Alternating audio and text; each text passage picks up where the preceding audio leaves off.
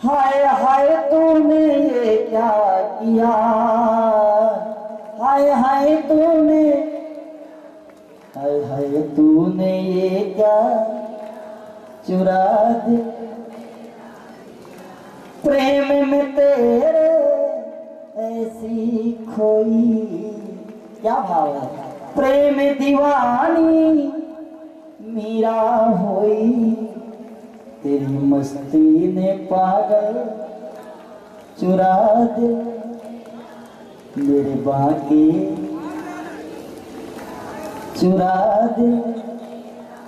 आवाज कम आ रही है लेकिन मैं जानता हूं तो चुराएंगे तो उन्हीं का जिनके पास दिल होगा, पत्थरों को कैसे चुरा लेंगे। आवाज कम आ रही है इसलिए बोला कितने दिनों में भगवान है। मेरे बाके बिहारी चुरा दिल मेरा लिया, मेरे बाके बिहारी किया चुरा दिल मेरा, चुरा दिल मेरा लिया।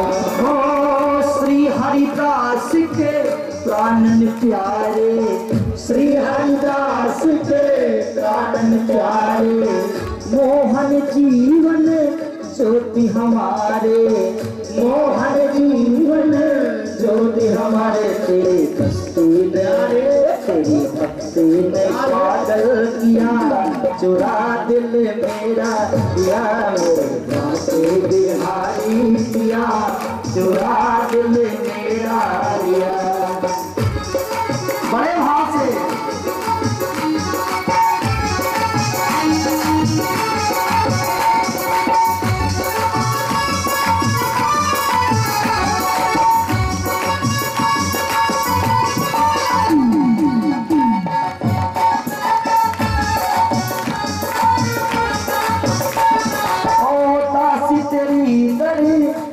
की प्यासी, दासी तेरी दर्शन की प्यासी। ये कन्हैया, ये आत्मा तेरी पत्नी है, मैं तो पुरुष हूँ, मैं तो पुरुष हूँ, लेकिन हृदय के अंदर तेरी एक दासी बैठी हुई है।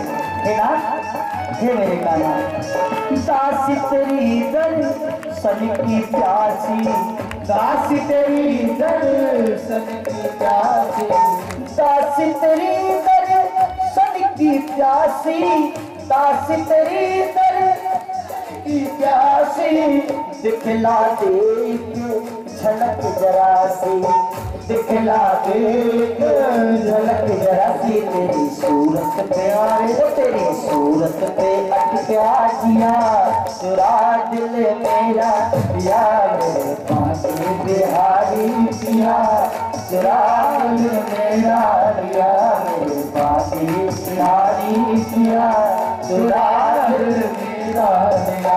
हाय हाय तूने ये क्या किया, हाय हाय तूने क्या किया चुरा दिल मेरा पिया, मेरे बाके बिहारी पिया चुरा दिल मेरा।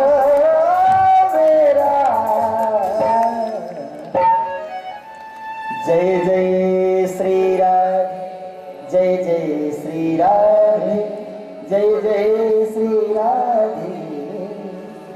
उसी समय चित्रलेखा ने जब श्री बाके बिहारी का भी ध्यान किया, तत्र सुकृतम सुपर्यंते प्रदुम्नाम योग माया मिष्ठता, ग्रह स्वीत सोणित पुरम सखे प्रियत दर्शन। पहले उषा ने सांवरिया का ध्यान किया, प्रदुम्न को पूरे पलंग सहित मैनों से देकर के प्रारंभ किया। एक दिन कुछ रक्षकों ने देखा, आकर के महाराज बाणासुर से कहा, राजन, आपकी कन्या का किसी पुरुष से संबंध है, हमने अंतःगृह में जाकर के देखा है, वो किसी से बात करती हुई हमें प्रतीत होती है। बाणासुर ने उसी समय संदेह को समझते हुए गए और जाकर के अपनी बेटी के कक्ष में अचानक प्रवेश किया। देखा वहां पर महाराज अनिरुद्ध जी और उषा एक साथ आसन पर विराजमान है। ऐसा क्यों हुआ? श्रीमद् भागवत जी में एक बड़ा छोटा सा इतिहास आया है। एक बार की बात है, बाणासुर तपस्या कर रहा था। बाणासुर ने भगवान भोलेनाथ को प्रसन्न किया, और भोलेनाथ तो बड़े भोले वाले हैं, बड़े भोले वाले। भोलेनाथ ने कहा, भैया वरदान मांगो। बोले, प्रभु वरदान मांगता हूँ, आप मेरे सोनकपुर में रहिए। भगवान बोले, भगवान पहुंच गए अब भगवान को तो गुरु मानता था। एक दिन भगवान के पास बोला, प्रभु 1000 भुजाएं हैं मेरे, इतना बड़ा वजन लिए घूमता हूं, लड़ने वाला कोई मिलता नहीं। मैं सोचता हूं कोई लड़ने वाला मिल जाए तो 2-2 हाथ हो जाए तो भुजाओं की खुजली मिट जाए। भगवान भोलेनाथ बोले, भाई साहब हमारे सामने क्यों एक्टिंग कर रहे हो?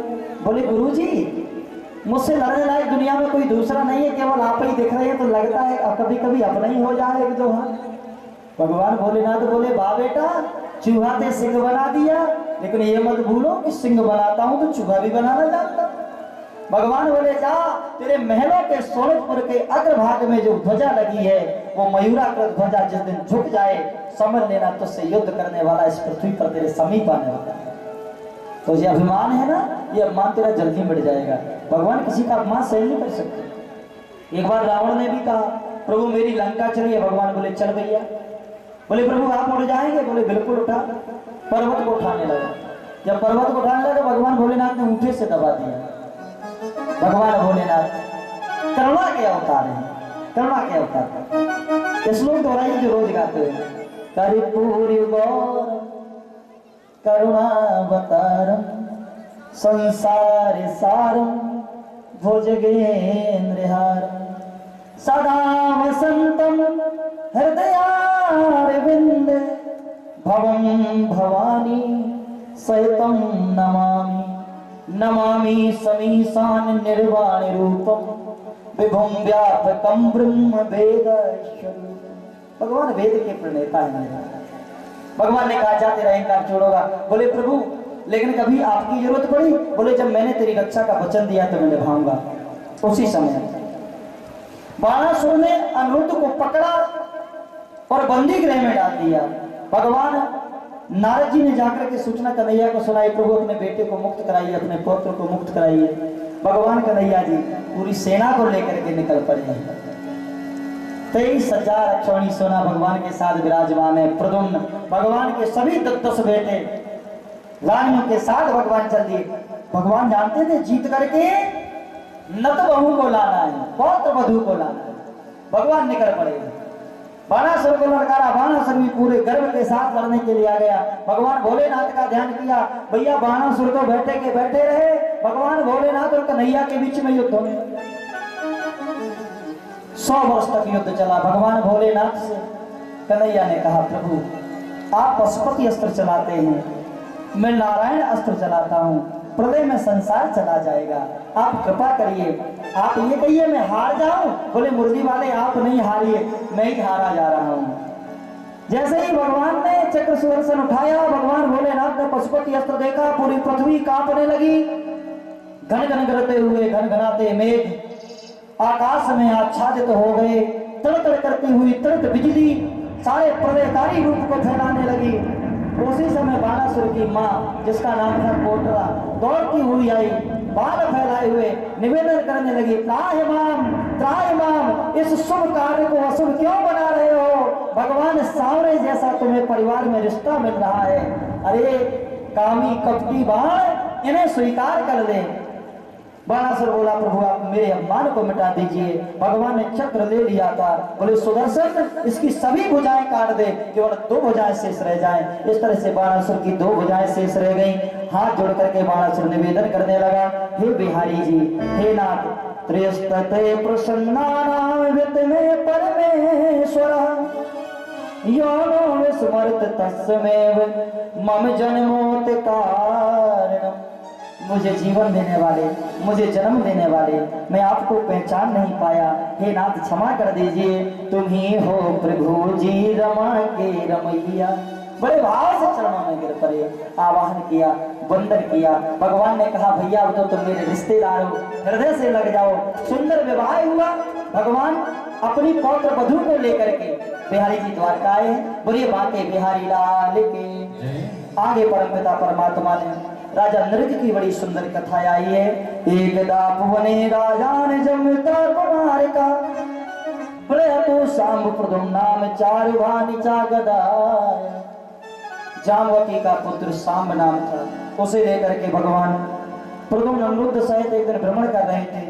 भगवान कन्हैया उपवन की शोभा देख रहे हैं। इन बालकों ने कुएं में जाकर के देखा तो एक राजा नृग जो कि सूर्यवंशी राजा है, महाराज इक्ष्वाकु के पुत्र हैं।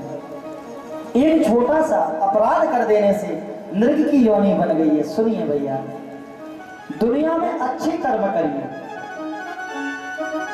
इतनी शक्ति भगवान से रोज ये मांगिए हमसे कोई अपराध ना हो। राजा नरक का देखिए कितना छोटा सा अपराध था। अपराध क्या था? राजा नरक रोज गऊ में दान किया करते थे। सूर्यवंशी थे, महाराज इक्ष्वाकु के पुत्र थे, रोज गऊ में दान करते थे। एक दिन क्या हुआ कि 1000 गऊ में दान करने के बाद महाराज को ये याद भूल गई कि कौन गऊ किसको दिए। एक गऊ छूट करके पुनः महाराज के गौशाला में आ गई।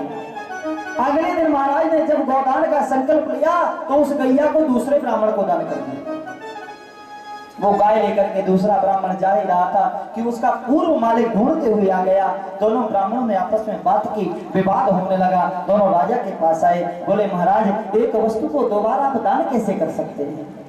राजा ने कहा, हे विप्र देवता, नमो ब्रह्मण्य देवाय गौ ब्रह्मण्यताय चा जगद्दूताय कृष्णाय गोविंदाय नमो नमः। मैं प्रभु का भक्त हूँ, मेरा धर्म के लिए जन्म हुआ है, मुझसे अपराध हुआ ब्राह्मणों, इसके बदले में तुम 1000 गाय ले लो। लेकिन ब्राह्मण बोले नहीं, हमें तो यही चाहिए, क्योंकि विधाता का लेख है, कर्म में गति तारी नहीं तरे, जो कुछ लिखो लिनार विधाता भोगे खा परे, कर्म गति तारी नहीं करे। कर्मों की सजा मिलती है, जो गति है ना वो मिल जाता है। कितना अपराध हुआ, ब्राह्मणों के श्राप के कारण महाराज को गिरगिट बनना पड़ा। महाराज कुएं में हैं, हम लोग रोज अपराध करते हैं, रोज अपराध करने के बाद प्रायश्चित करें। प्रायश्चित उन अपराधों का करने से वो क्षमा हो जाते हैं। और भगवान से रोज इतना ही कहें, एक लाइन में बोल देते हैं, इतनी शक्ति हमें देना दाता, मन का विश्वास कमजोर होना। इतनी शक्ति हमें देना दाता, मन का विश्वास कमजोर होना। इतनी शक्ति हमें देना दाता, मन का विश्वास कमजोर होना। मन का विश्वास कमजोर होना। हम चले नेक रास्ते पे, हमसे भूल कर भी कोई भूल होना। हम चले नेक रास्ते पे, हमसे भूल कर भी कोई भूल होना। इतनी शक्ति हमें देना दाता, मन का विश्वास कमजोर होना। इतनी शक्ति हमें देना दाता, मन का विश्वास कमजोर होना। हम चलेंगे रास्ते पे, हमसे भूल कर भी कोई भूल होना।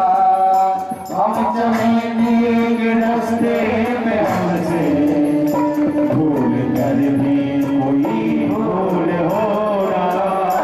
इतनी शक्ति हमें देना दाता, मन का विश्वास कमजोर होना। इतनी शक्ति हमें देना दाता, मन का विश्वास कमजोर होना। मन का विश्वास कमजोर